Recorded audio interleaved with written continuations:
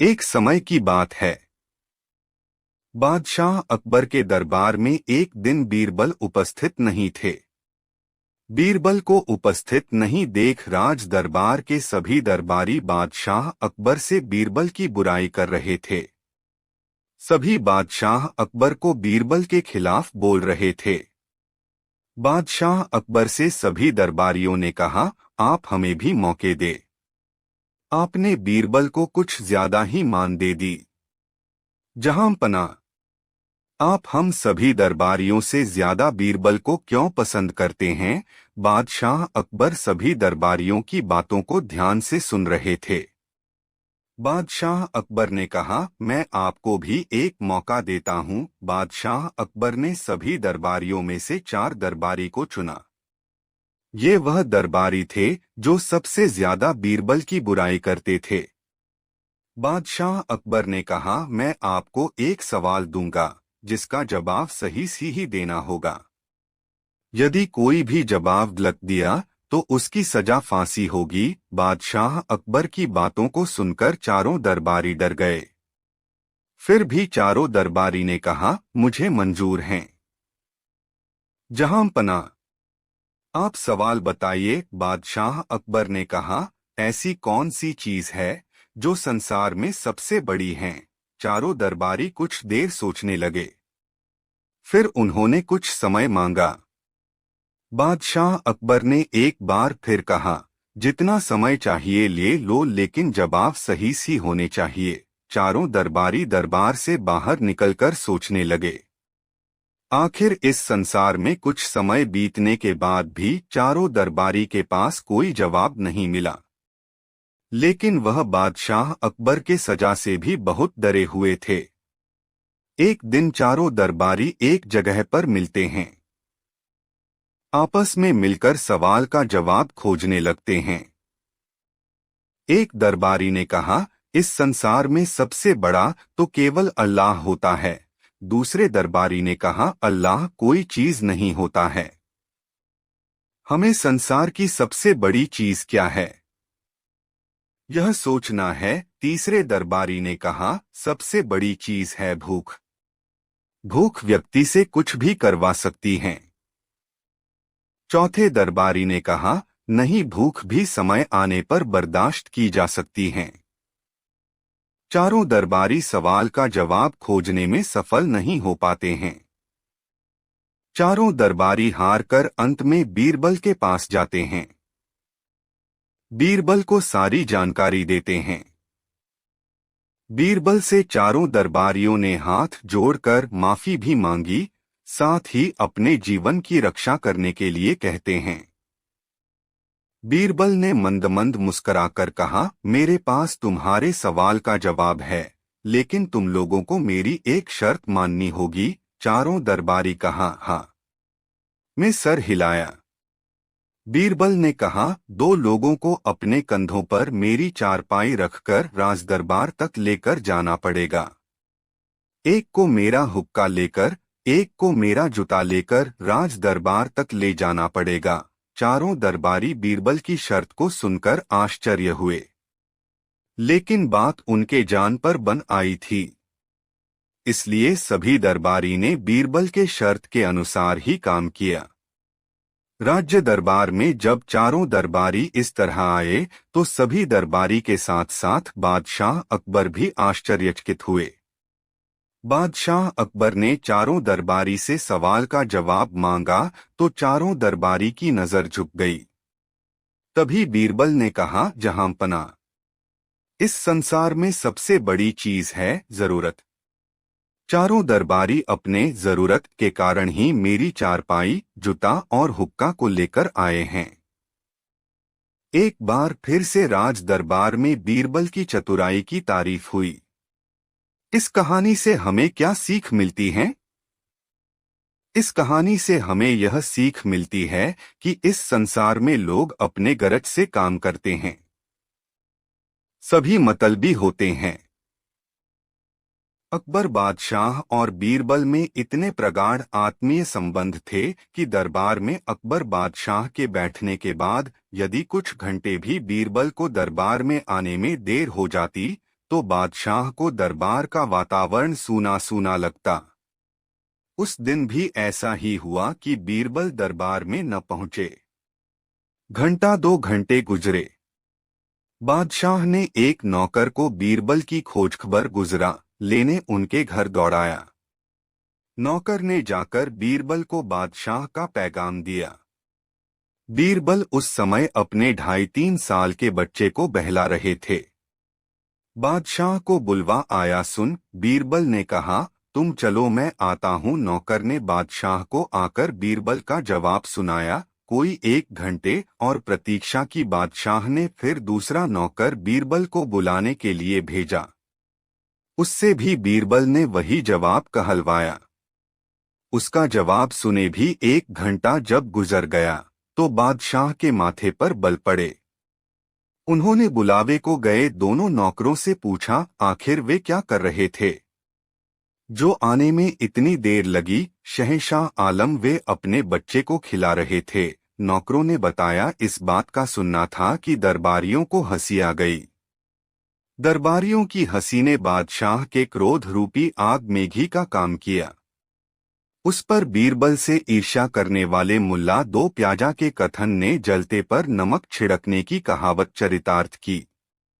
वह बोला, खूब अच्छे दीवान हैं बीरबल जी। तनख्वाह राजकोष से लेते हैं और बच्चा घर पर खिलाते हैं। वे तो अब बादशाह सलामत की हुक्म उदूली आज्ञा अवहेलना भी करने लगे हैं। हम लोग तो यह हिम्मत भी नहीं कर सकते थे। बादशाह ने तुरंत 2 सशस्त्र सैनिकों को तलब किया। उन्हें हुक्म दिया, जाओ और बीरबल को अपने साथ लेकर आओ। अगर आने से ही हवाला करें तो उन्हें गिरफ्तार करके ले आओ। बेचारे सैनिक सकपकाए हुए बीरबल के यहाँ के लिए रवाना हुए। जाकर उन्होंने बीरबल को विनम्रता के साथ बादशाह का हुक्म सुनाया। वे जानते थे कि बीरबल बीरबल है। उन्हें गिरफ्तार करके ले जाना कोई साधारण बात नहीं। गुस्से में बादशाह ने अभी कह दिया है, पर यदि वे आज्ञा पालन करते हैं तो बाद में उन्हें ही उल्टा दंड भोगना पड़ेगा। बीरबल ने भी उनकी स्थिति समझी। बोले, ठीक है, धर्म संकट में मत पड़ो, मैं तुम्हारे साथ अभी चला चलता हूँ। कहते हुए बीरबल ने शाही दरबार में हाजिर होने वाली पोशाक पहनी, सर पर पगड़ी रखी और चल पड़े। बादशाह के सामने पहुंचकर बीरबल ने अदब से झुककर सलाम बजाया। गुस्ताखी माफ हुजूर, आने में देरी हुई, माफी का तलबगार हूँ। बादशाह ने क्रुद्ध नेत्रों से बीरबल की ओर देखते हुए पूछा, 2 बार बुलावा जाने के बाद भी न आने को हुक्मदूली की बात समझी जाए, इसका स्पष्टीकरण दो। स्पष्टीकरण न दे सके तो सजा भुगतनी होगी। हुजूरे आला, वजह यह रही कि मेरा मासूम बच्चा जिद पकड़े मचल रहा था, उसे बहला रहा था, वह चुप होने का नाम ही न ले रहा था। बादशाह बोले, यह तुम्हारी बनावटी बात है। इस बात को क्यों नहीं कहते कि बच्चे के स्नेह प्यार में पड़कर आना ही नहीं चाहते थे। ऐसी कोई बात नहीं जिल्ले सुभानी, ऐसी बात क्यों नहीं है भला। एक दीवान के लिए बच्चे को बहलाना क्या मुश्किल है। मुश्किल ही नहीं, असंभव था। शहंशाह आलम, बाल हठ बहुत बुरी हठ होती है। किस तरह की हठ कर रहा था, जरा मुझे भी तो सुनाओ। बीरबल बोले, जहांपना, मैं शुरू से आखिर तक की सब बातें विस्तार से बता रहा हूँ। लड़का रो रहा था। मैंने उससे पूछा, बेटा क्या लोगे, क्यों रो रहे हो। पहले तो वह मेरी बात अनसुनी करता रहा। जब लगातार मैं पूछता रहा तो वह बोला, गन्ना लूंगा। मैं उसे लेकर बाजार गया। वहां से जाकर खड़ा कर दिया जहां गन्ने के गट्ठर बंधे थे। मैंने कहा, छांट लो। उसने कहा, तुम ही छांट कर दो। मैंने उसके लिए गन्ने छांट दिए। वह घर आकर बोला, उनकी गंडेरिया बना दो। मैंने वैसे ही किया। वह गडरिया चूसता रहा। जब सब गडेरिया खत्म हो गईं, तो वह फिर रोने लगा। मैंने पूछा, अब क्यों रो रहे हो। तो वह बोला, इन्हें पहले जैसे गन्ने बना दो। सब दरबारी हंसे दिए। बादशाह को हंसी न आई। वे बोले, तुम्हारी बात से सहमत नहीं। मैं क्षमा करें आलमपनाह, बच्चे की जिद को एक शाही दीवान तो क्या आप बादशाह भी पूरी नहीं कर सकते? बीरबल बोले, यह क्या बकवास है? बादशाह झुंझलाए, हम हिंदुस्तान के बादशाह एक छोटे से बच्चे की जिद पूरी नहीं कर सकते। जी हाँ हुजूर, हरगिज नहीं। साबित करके दिखाओ, बीरबल ने कहा।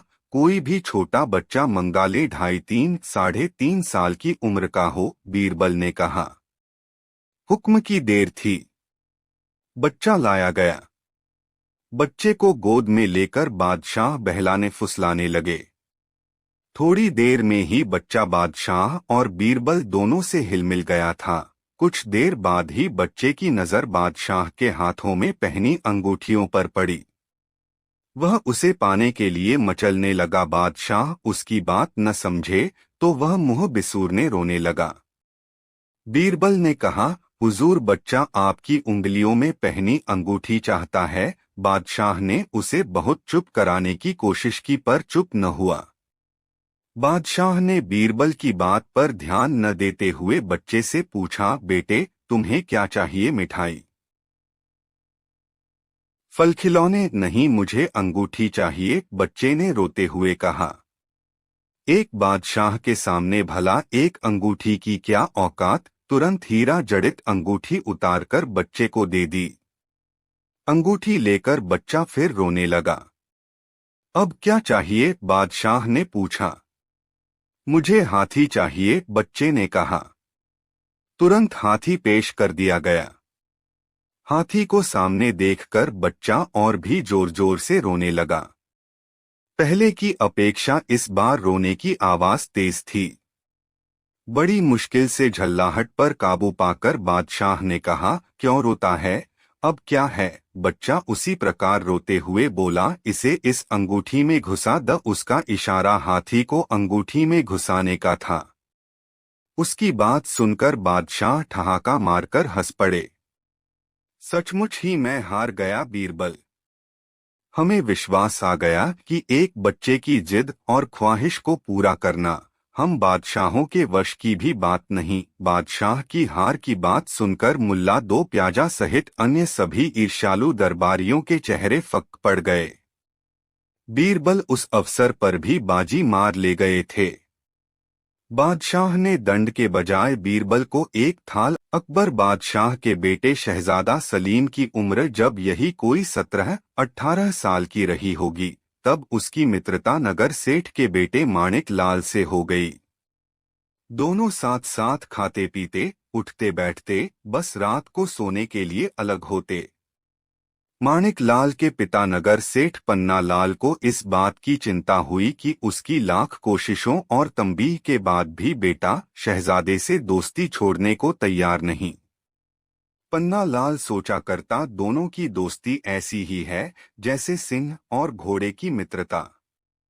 उनकी मित्रता कभी भी खत्म हो सकती थी। बात बढ़ जाने की स्थिति में बादशाह तक खबर हो सकती थी। नतीजा राजदंड के रूप में सामने आने वाला था। नगर सेठ पन्ना लाल ने बीरबल से सहायता लेने की सोची। अपनी समस्या बताई। सुनकर बीरबल भी गंभीर हुए। बोले, आपका सोचना सही है पन्ना लाल जी। कबूतर कबूतर के झुंड में रहता है, मोर मोर के झुंड में। हाथी अपने झुंड के साथ विचरण करते हैं, तो हिरण वगैरह अपने झुंड में रुककर कहा, खैर आप चिंता न करें, मैं बादशाह सलामत से भी बात कर लूंगा और आपके बेटे तथा शहजादे की दोस्ती बगैर किसी नुकसान के तुड़वा दूंगा। आपका बहुत आभारी रहूंगा बीरबल जी। शहजादे सलीम का क्या है, उसे तो बाप की राजगद्दी मिलेगी ही, वह कुछ भी न करें तो भी फर्क नहीं पड़ता। पर मेरा माणिक अगर इस उम्र में व्यापार के गुण न सीख सका तो आगे चलकर नुकसान उठाएगा और मेरे बाद सारी जमा पूंजी से हाथ धो बैठेगा। मैं समझता हूँ निदान अवश्य होगा, बस कुछ समय प्रतीक्षा कर लें। सेठ पन्ना लाल के यहाँ से चलकर वे बादशाह के पास आए। उन्हें शहजादा सलीम और माणिक लाल की अटूट मित्रता की जानकारी दी। अकबर बादशाह भी दोनों की दोस्ती को लेकर चिंतित थे। बोले, सलीम की यही उम्र है कि राजकाज की बातें सीख ले, मगर उसे पन्ना सेठ के बेटे की दोस्ती से ही फुर्सत नहीं मिलती। मुझे डर है कि मेरे बाद वह ठीक से राजपाट न संभाल पाएगा तो सब कुछ चौपट हो जाएगा। उधर पन्ना लाल की भी वही समस्या है, इधर आपकी भी समस्या है। यदि आप आज्ञा दें तो दोनों के बीच शक की गांठ बोकर मैं उनकी दोस्ती को तुड़वा दूं। उन दोनों की दोस्ती तुड़वाना कोई आसान काम नहीं बीरबल। मैंने अनेकों बार सलीम को समझा लिया, मगर कोई नतीजा नहीं निकला। इस काम को आप मुझ पर छोड़ दें। कल दोनों को दरबार में किसी बहाने बुलवा लें, फिर देखें मैं दोनों में कैसी शक की गांठ पैदा करता हूं। बादशाह ने वही किया जो बीरबल ने कहा था। सलीम को निमंत्रित किया गया तो वह माणिक लाल को भी साथ ले आया। बीरबल के इशारे पर बादशाह ने सलीम को किसी मामले में परामर्श के लिए अपने पास बुलाया। बीरबल अपनी जगह से उठे माणिक लाल के पास पहुंचे। उसके कान में न समझ में आने वाली बात फुसफुसा आए, साथ ही इस बात को भी देखा कि सलीम उनकी इस हरकत को कनखियों से देख रहा है। बीरबल ने झट पीछे हटते हुए जरा जोर से कहा, और हाँ, याद रहे यह बात किसी को बताना मत जी। माणिक ने प्रश्न भरे स्वर में कहा, पर समझा गया जैसे वह सुझाव स्वीकार कर रहा हो। सलीम के मन में उत्सुकता जाग चुकी थी। बादशाह के पास से जल्द ही वह अपने मित्र के पास लौटा। आते ही उतावलेपन से पूछा, क्या बात कही? बीरबल ने कुछ मेरे बारे में नहीं, उन्होंने तो कुछ भी नहीं कहा, माणिक ने सफाई दी। मैंने अपनी आंखों से देखा है कि बीरबल ने कोई राजदारी की बात कही है, उन्होंने किसी को न बताने की भी हिदायत की है। क्या इसीलिए मुझसे छुपा रहे हो? दोस्त होकर मुझ पर विश्वास नहीं कर रहे हो? विश्वास करो, मैं वह बात किसी को भी न बताऊंगा। नहीं, जब कोई बात ही नहीं है तो क्या बताऊं? माणिक ने असहाय भाव से कहा, दोस्त होकर तुम्हें मुझ पर विश्वास क्यों नहीं आ रहा है, जिस तरह दोस्त होकर तुम मुझ पर विश्वास नहीं कर रहे हो? सलीम ने कहा, तुमसे मुझे इस बात की उम्मीद न थी माणिक। मुझे भी तुमसे यह उम्मीद न थी सलीम। ठीक है, यही सही, सलीम ने मुंह फुलाकर कहा। बाहर की ओर चल दिया और उठकर माणिक भी क्रोध में उठा और दूसरी दिशा में चल पड़ा।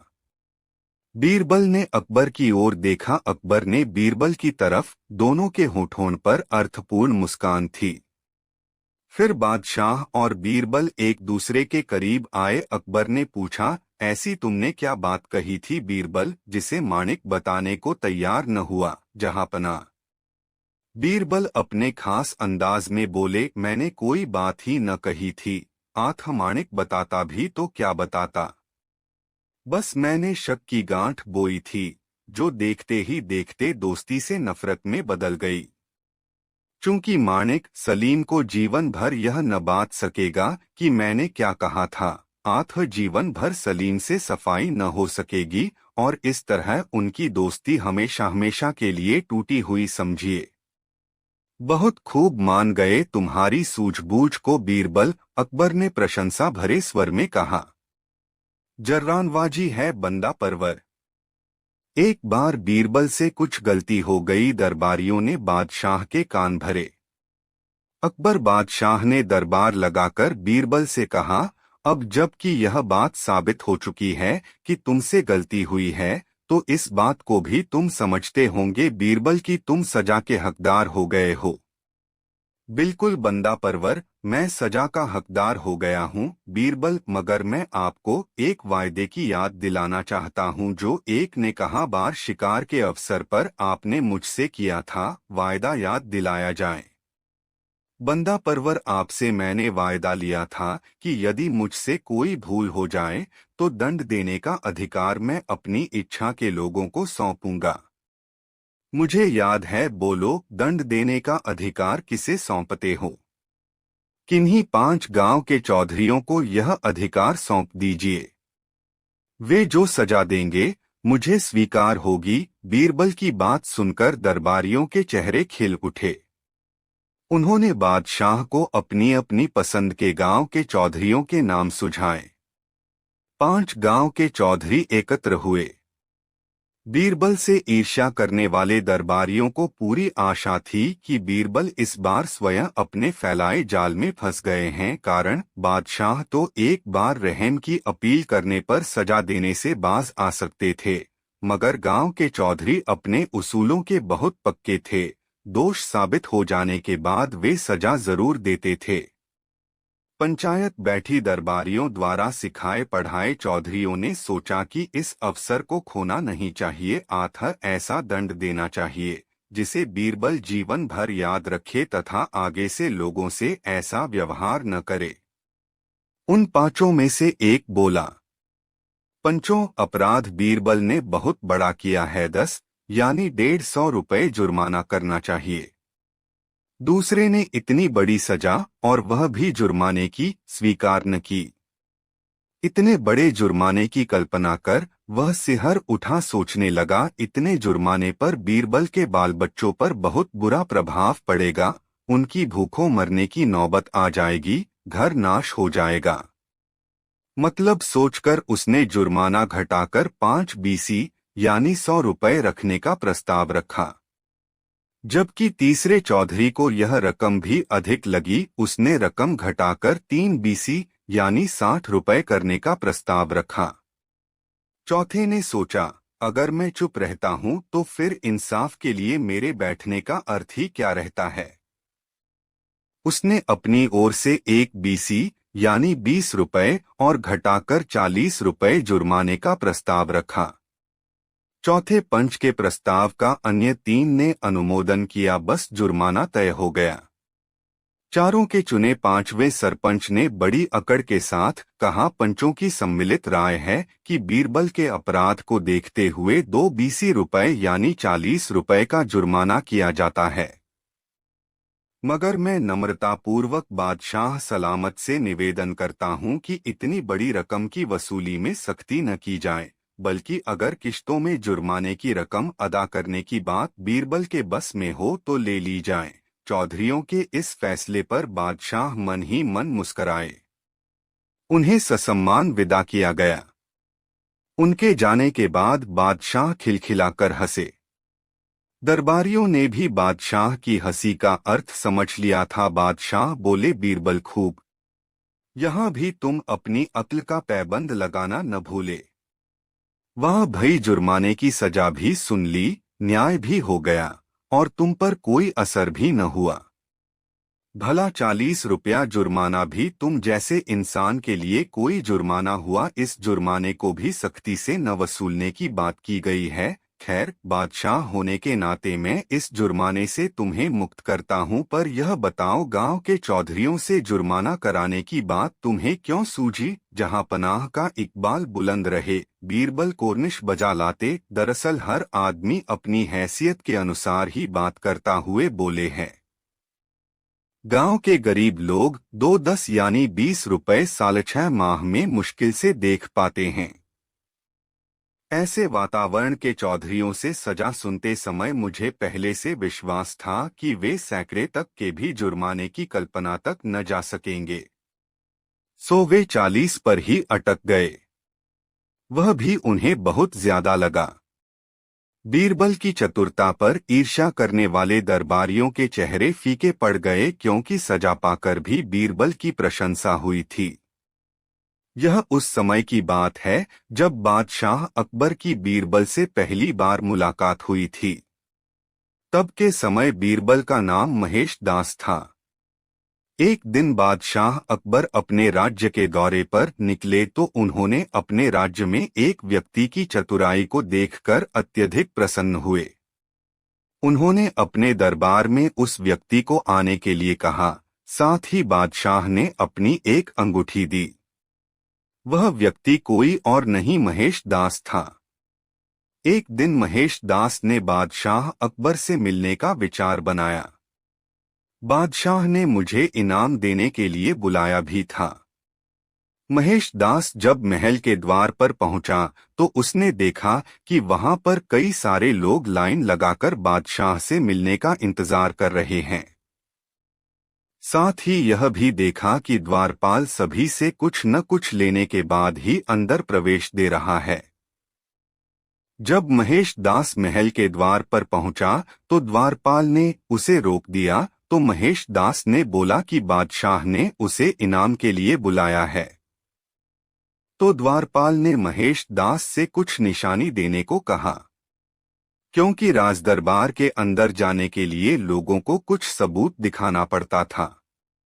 तो महेश दास ने बादशाह अकबर से मिली अंगूठी द्वारपाल को दिखाई, जिसके बाद अंगूठी को देखकर द्वारपाल के मन में लालच आ गया और वह सोचने लगा कि जिस व्यक्ति के पास बादशाह अकबर की अंगूठी हो उसे कितना बड़ा इनाम मिलेगा। द्वारपाल ने महेश दास को राजदरबार में जाने से पहले एक शर्त रख दी कि उसे मिलने वाले इनाम में आधा हिस्सा उसे देगा तो ही महल के अंदर प्रवेश देने देगा। तो महेश दास ने कुछ देर सोचने के बाद द्वारपाल की शर्त को मानकर राजदरबार की ओर चले गए।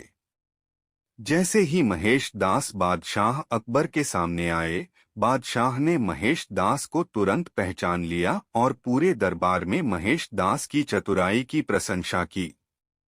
बादशाह ने महेश दास को कहा कि मांगो, क्या इनाम चाहिए। महेश दास ने बादशाह से प्रश्न किया कि मैं जो भी मांगू आप मुझे वो इनाम में दोगे। बादशाह अकबर ने जवाब दिया कि तुझे जो भी इनाम में चाहिए वो तुम बिना डरे मांग सकते हो, तुम्हें वो जरूर दिया जाएगा। फिर महेश दास ने बड़ी अजीब मांग रखी कि मुझे इनाम में मेरी पीठ पर 100 कोड़े से मारे जाए। महेश दास की इस अजीब मांग को सुनकर बादशाह अकबर और राजदरबार के सभी लोग आश्चर्य से महेश दास की ओर देखने लग जाते हैं। बादशाह अकबर ने महेश दास से पूछा कि तुम ऐसा इनाम क्यों मांग रहे हो जिससे तुम्हें ही कष्ट हो। तब महेश दास ने द्वारपाल से हुई सारी बातचीत बादशाह को विस्तार पूर्वक बताई और इनाम का आधा हिस्सा द्वारपाल को देने के लिए कहा। इस बात से बादशाह को अपने द्वारपाल पर बहुत गुस्सा आया और द्वारपाल को लालच की सजा के तौर पर 100 कोड़े मारने का सजा सुनाई। बादशाह अकबर महेश दास की चतुराई को देखकर महेश दास को अपने राज दरबार के लिए मुख्य सलाहकार के रूप नियुक्त करके बादशाह ने महेश दास के नाम को परिवर्तित करके बीरबल रख दिया। तब से महेश दास बीरबल के नाम से प्रसिद्ध हो गए। इस प्रकार बीरबल ने अपने चतुराई के दम पर बादशाह अकबर के राज दरबार में हमेशा के लिए राज्य के सलाहकार के रूप में रहने लगा। इस कहानी से हमें क्या सीख मिलती है? इस कहानी से हमें यह शिक्षा मिलती है कि हमें हमेशा खुद विश्वास रखना चाहिए और ईमानदारी पूर्वक कोई भी काम करनी चाहिए। अकबर अपनी छोटी बेगम के साथ तफरीह के लिए निकले थे। दोनों एक पालकी में सवार थे। पालकी राजमहल से जैसे ही बाहर निकली, बेगम की नजर एक गरीब आदमी पर पड़ी जो शाही बाग की दीवार के सहारे खड़ा होकर धूप सेंक रहा था। उसे देखते ही छोटी बेगम ने कहा, उफ! फिर वही मनहूस, अब दिन भर अकारण परेशान रहना होगा। अकबर ने छोटी बेगम को ऐसा कहते सुना तो पूछ बैठे, क्या हुआ बेगम, यह क्या बोल रही हो? जहांपना, शाही बाग की दीवार के सहारे जो आदमी खड़ा है वह मनहूस है। कई बार सुबह सुबह इसका चेहरा देखने को मिला और जितनी बार ऐसा हुआ मुझे खाना नसीब नहीं हुआ और दिन भर अकारण परेशान रहना पड़ा। अरे बेगम, तुम यह क्या बोल रही हो? तुम शहंशाह हिंदुस्तान की सबसे प्यारी बेगम हो, तुम्हें खाना नसीब न हो ऐसा कैसे हो सकता है? अकबर ने बेगम का खौफ मिटाना चाहा। आलीजा, मेरी बात माने, आज हम लोग तफरीह करने नहीं जाएंगे, छोटी बेगम ने अकबर से गुजारिश की। बेगम के इस हठ से अकबर को बड़ी कोफ्त हुई और उन्होंने तफरीह का कार्यक्रम रद्द कर दिया। पालकी फिर राजमहल की ओर वापस लौट अपने तफरीह के कार्यक्रम में पड़े इस खलल से खिन्न अकबर ने उस गरीब आदमी को पकड़कर बुलवा लिया और उसे अपने कक्ष के सामने वाले कमरे में ठहरा दिया, यह देखने के लिए कि वाकई वह मनहूस है या नहीं। दूसरे दिन सुबह जगकर वे उस गरीब आदमी का चेहरा खुद देख आए और अपनी सामान्य दिनचर्या में लग गए। जब बादशाह भोजन करने गए तो छत पर चिपकी छिपकली न जाने कैसे शोरबे में टपक गई और गरम शोरबे में गिरते ही मर गई। अकबर के जीवन में ऐसी घटना कभी नहीं घटी थी। उन्हें गरीब आदमी के मनहूस होने की बात अचानक याद आ गई। शाम तक कई ऐसी सूचनाएं उन्हें मिली जिससे निराशा हुई। अब उन्हें विश्वास हो गया कि यह आदमी वाकई मनहूस है। उन्होंने उस आदमी को काल कोठरी में डाल देने की आज्ञा दे दी। ऐसी आज्ञा देते समय उन्होंने उस आदमी से कहा, सुबह सुबह तुम्हारा चेहरा किसी को नहीं दिखे, इसके लिए तुम्हारे लिए सबसे अच्छी जगह वही है। जब वह व्यक्ति काल कोठरी की ओर भेजा जा रहा था तब बीरबल महल की ओर आ रहा था। उस व्यक्ति को रोते देखकर उसने उससे रोककर पूछा कि वह क्यों रो रहा है। तब उस व्यक्ति ने बीरबल को अपनी व्यथाकथा सुना दी। बीरबल को लगा कि अकबर जैसा बादशाह ऐसा कदम उठाए यह उचित नहीं है। उसने उस आदमी को ढाढ़स बंधाया कि घबराओ मत, जल्दी ही तुम आजाद हो जाओगे। इसके बाद बीरबल अकबर के पास गया और अपना सिर पकड़कर बैठ गया। अकबर ने बीरबल से पूछा, क्या बात है बीरबल, तुम किस चिंता में पड़े हो? जहां पनाह, जब मैं आपके पास आ रहा था तब मैंने एक आदमी को जाते देखा। सिपाही उसे काल कोठरी की ओर लेकर जा रहे थे और वह व्यक्ति विलाप करते हुए कह रहा था, बादशाह का चेहरा आज सुबह सुबह नहीं देखा होता तो यह नौबत नहीं आती। बादशाह का चेहरा इतना मनहूस होगा मैंने सोचा न था। अकबर ने जैसे ही बीरबल के मुंह से ये बातें सुनी तो उन्हें ध्यान आया कि वाकई आज सुबह उनके चेहरे को देखकर ही वह गरीब जगा था। फिर क्या था, अकबर ने तुरंत उस गरीब को छोड़ देने की आज्ञा भिजवा दी। बीरबल से एक दिन अकबर ने पूछा, बीरबल, इस संसार में इतनी विविधता क्यों है? ऐसा क्यों है कि कोई गरीब है तो कोई अमीर? किसी के पास इतना वैभव है कि उसकी 7 पुश्तें भी उसे खर्च नहीं कर सकें और किसी को 2 जून रोटी के भी लाले पड़े हैं। बीरबल ने कहा, जहांपना, यह तो परमपिता का न्याय ही जाने। मैं तो बस इतना मानता हूं कि जिसका जितना दाय है ईश्वर उसे उतना अवश्य देता है। अकबर ने कहा, ईश्वर को बीच में न लाओ बीरबल। ईश्वर तो सबका पिता है, उसे परमपिता कहते हैं। भला कोई पिता ऐसा हो सकता है जो अपने एक पुत्र के लिए एक और दूसरे पुत्र के लिए दूसरी व्यवस्था करे? पिता की नजर में तो सभी बच्चे एक जैसे ही होंगे न? बीरबल उस दिन चुप रह गया। दूसरे दिन बीरबल शाम को अकबर के साथ छत पर टहल रहा था। उसने अकबर से पूछा, जहांपना, गुस्ताखी माफ। बादशाह होने के नाते आपकी नजर में आपकी तमाम प्रजा एक जैसी है न? इसमें क्या शक है? अकबर ने कहा, आपकी सल्तनत में सभी के लिए एक जैसा कानून है न? बीरबल ने पूछा। हाँ है, लेकिन तुम यह सब क्यों पूछ रहे हो? अकबर ने पूछा।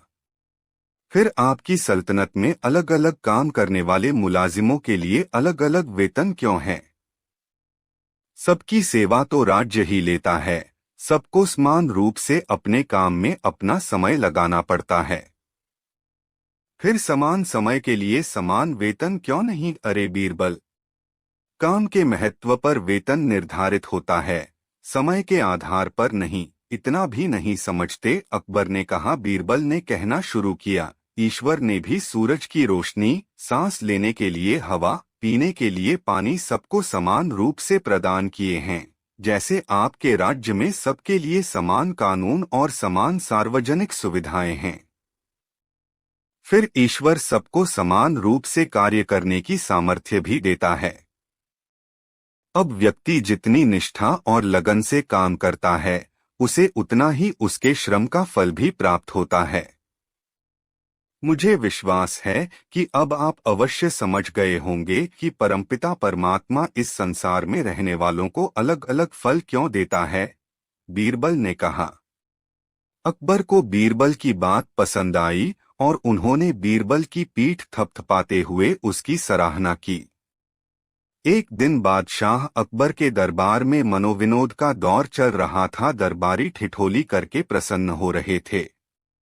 किसी दरबारी को ठिठोली सूझी और उसने बीरबल को टोक दिया। जब खुदा रंग बांट रहा था तो आप कहाँ गए थे बीरबल साहब? अन्य दरबारी हंसने लगे। बादशाह भी हंसे बगैर न रह सके। बादशाह सहित सभी दरबारी गोरे रंग के थे। उन सब में बीरबल का ही रंग काला था। दरबारियों को लगा आज बीरबल की हेठी अवश्य होकर रहेगी। बादशाह भी पूछ बैठे, हाँ हाँ बीरबल बताओ, जब खूबसूरती बंट रही थी तुम कहाँ रह गए थे? दरबारी आशा कर रहे थे कि अब बीरबल कहेंगे मेरी बदसूरती में मेरा क्या दोष, माँ बाप और संस्कार इसकी वजह हैं। पर बीरबल बीरबल थे। उन्होंने बादब खड़े होकर कुछ दूसरी ही बात कही। बोले, जहां पनाह गुस्ताखी माफ हो, ऊपर वाला सिर्फ खूबसूरती ही नहीं बांट रहा था बल्कि खूबसूरती के साथ साथ 3 चीजें और भी बांट रहा था। वह थी दौलत, अक्ल और ताकत। मेरा नंबर जब आया तो मैं अक्ल यानी बुद्धि लेने उस ओर भागा जहां वह बंट रही थी, और लोग जहां एक एक मुट्ठी में ही तसल्ली करके दौलत, ताकत और खूबसूरती लेने के लिए दौड़ लगा रहे थे। ऐसे समय में मैं 4 मुट्ठी अक्ल के लिए वहां ठहर गया था। बस बुद्धि के चक्कर में खूबसूरती, दौलत और ताकत को पाने से पीछे रह गया था। बादशाह खिलखिलाकर हंसे। बीरबल ने बेहद चतुराई से न सिर्फ उन सबकी खूबसूरती का ही नहीं बल्कि दौलत और ताकत का भी मजाक उड़ा डाला था। खुद को अन्य से 3 गुना बुद्धिमान साबित करके विरोधियों के मंसूबों पर पानी फेर दिया था। एक बार की बात है, बीरबल को अपने किसी संबंधी के यहाँ निमंत्रण में जाना था। बादशाह अकबर से अवकाश लेकर दावत में जाने की बात कहकर बीरबल ने विदा ली। बादशाह को बीरबल बहुत प्रिय थे। एक दिन की अनुपस्थिति भी खलती थी। अगले दिन जब बीरबल दरबार में आए तो बादशाह ने कुशल क्षेम पूछने के बाद यह पूछा कि दावत कैसी रही, दावत में क्या क्या खाया, खाना कैसा बना था। बीरबल ने बताया कि वहां अच्छा सत्कार हुआ, खाना बहुत स्वादिष्ट था। कुछ पकवानों के नाम गिना डाले। पर बीरबल की बात पूरी होने से पहले ही अकबर को कोई अन्य बात याद आ गई। झट बीरबल की बात काटकर याद आई बात के बारे में पूछ लिया। उस समय की बात आई गई हो गई। कई दिनों के बाद बादशाह को अचानक याद आया कि उस दिन खाने वाली बात बीरबल की अधूरी रह गई थी। उन्होंने बीरबल की स्मरण शक्ति को परखने के लिए प्रश्न दाग दिया। बीरबल और क्या? बीरबल समझ गए कि यह अप्रत्याशित प्रश्न किस संदर्भ में है। उन्होंने झट उत्तर दिया, और क्या? पकवानों में कढ़ी भी थी, बहुत स्वादिष्ट थी, खूब बहुत खूब। हम तुम्हारे उत्तर से बहुत प्रश्न हुए। माबदौलत तुम्हें यह नजराना दे रहे हैं। कहते हुए बादशाह ने अपने गले से मोतियों की माला उतारकर बीरबल के गले में डाल दी। दरबारियों ने देखा तो ईर्ष्या से भर उठे। उन्होंने सोचा अवश्य ही बादशाह सलामत को कढ़ी का व्यंजन बहुत पसंद है। बस यही सोचकर वे जब अगले दिन दरबार में आए तो डेगचों में अपने अपने घर से कढ़ी बनवा कर लाए। बादशाह ने देखा तो विस्मय में भरकर पूछा, यह क्या भाई, इन डेगचों में क्या है? हुजूर कढ़ी। संवेद स्वर में सबने कहा, जो आपको बहुत पसंद है, आप चखकर देखें। देखें किसका भाग्य खुलता है। किसकी कढ़ी आपको पसंद आती है? बादशाह को अब भेद समझ में आया। रुष्ट होकर नौकरों को बुलवाकर सभी डेगचों को बाहर फिंकवा दिया। डांट लगाते हुए बोले, मूर्खों, तुम सब नकल करते हो, अक्ल तुम में है ही नहीं। बीरबल की कढ़ी वाली बात तो बुद्धि परीक्षा थी, जिससे खुश होकर मैंने बीरबल को इनाम दिया था।